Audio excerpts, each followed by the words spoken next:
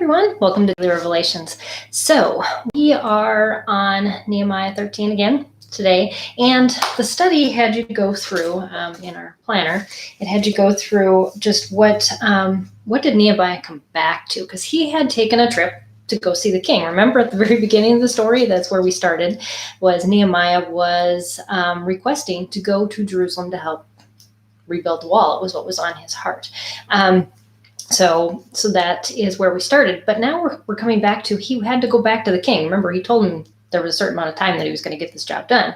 And so he went back with plans to hopefully request to be able to go back full time because he had been appointed the governor. So anyways, so that's kind of where the study had you today. But something that I found out as I was writing my notes of all the different things that he came back to down here was just how the first person he corrected was a priest. They were considered to be the top ones, the ones that were to hold the law to its firmest standard. They were to know the law inside and out and live it. And here, there was one priest who decided that one of his relatives, who was one of the people that were to be excluded, had a place to live in the temple. Big no-no. And then you go down to the next one, and it was the officials. And the officials were not feeding the Levites, the people that they were supposed to have these storehouses for, so these families were fed and could do their duties in the temple. Then you go down to the next level. And then we see that the nobles, those people that were over the districts, were, I forgot what they did. Oh, they were not closing the city for the Sabbath. And then finally, it was the fathers in their own homes who were allowing their sons and daughters to marry into other tribes. And as we go back, that we're going to talk about the importance of why that and the seed of Israel and God's promise and why that was important.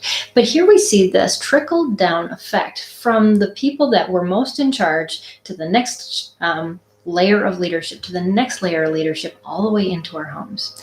And that really made me think of just what do we follow? And when we look to that person above us, do we just follow blindly and say, well, that's what they're doing, and so I can make these decisions just as blindly in my life? Or do we go back to the biggest authority, and that's God, before we start making these decisions in our homes and also in the lives of our family? Because that's what we're getting down to, is that very end, is how does it affect our culture by who we are following? And so anyways, I made a side note that, Nehemiah, he had handpicked these people before he left, and they still all failed him. And I'm thinking about how, my children, I of course didn't handpick them, but I've raised them. And when we left this last weekend to go get our beach house ready to be sold, I left my two boys in charge of, cleaning up the house, cleaning up the dishwasher, taking care of the animals. And you still have that thing in the back of your head that goes, are they going to actually do it okay? And at one point they even messaged us and said, where's the fire extinguisher, just in case we start a fire? Yeah.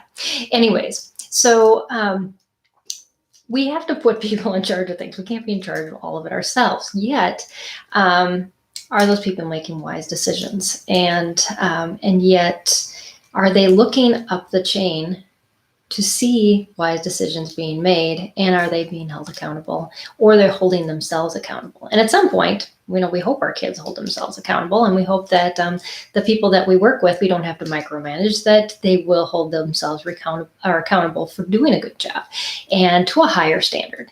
So, but those things creep in. They creep into all of our lives, and we need to be mindful that it trickles down so easily. And I think that's what this chapter really points out, is that we can get off just by one small decision, and that one small decision can lead to another small, and it can become very big very fast.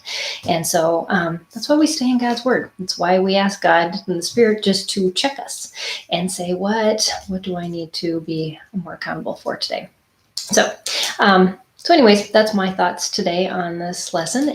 Thanks for joining me, and I hope you're doing awesome. I'm feeling good today, so that's good. And anyways, I shared on, I guess, my Facebook. I should maybe share on this as well, that I have a new Caring Bridge site up, talking about just my journey now through this breast cancer stuff.